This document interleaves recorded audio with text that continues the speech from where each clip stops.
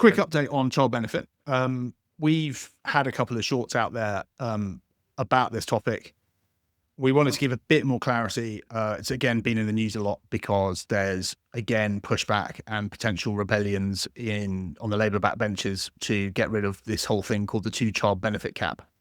And there's quite often in the media a lack of distinction between that and child benefit as a thing. So they're two very distinct things. At the moment, you can claim child benefit for any children you have, and you get, I guess it's monthly payments. My kids are well beyond that. Monthly payment.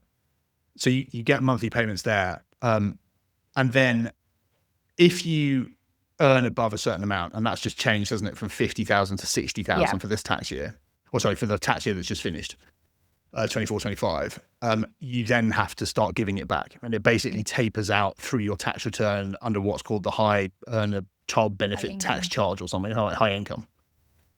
Important to note, though, that it actually majorly disadvantages people who, where one person doesn't work. Yeah. So you have that ridiculous situation that if your household income is 110,000 quid, and that is earned by one person, you have no entitlement to a child benefit. Yeah. If your household income is 110,000 quid and each partner earns 55,000, you get to keep the whole lot. Yeah. And yeah, which feels a little bit regressive, but that's a topic for another day. Switching then to this whole child benefit cap. Yeah. That's when people are on universal credit. So the big debate around this, and Reform have come out and said that they're supportive of getting rid of the cap, is that under universal credit at the moment, it says that if you are claiming universal credit, you can only claim it for children up to a maximum of 2 children.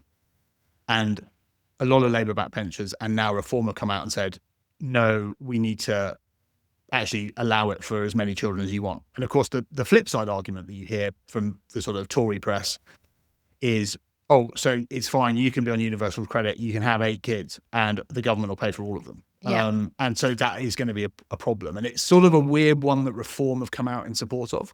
Well, interestingly, I was listening to an interview with Zia Yusuf, who's used to be their chairman. He's now switched to being some head of efficiency. His point was an interesting one, which I hadn't really thought about. We've got a demographic crisis in the UK where, as we go forward, because so many people aren't having kids, we actually need to encourage people to have more kids.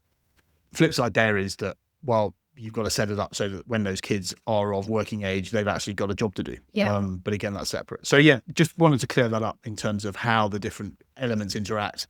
Nothing's being proposed or politically at the moment about changing how child benefit for working families will work. This is all about universal credit as it applies to the child piece of it that you get an additional bit from if you've got children.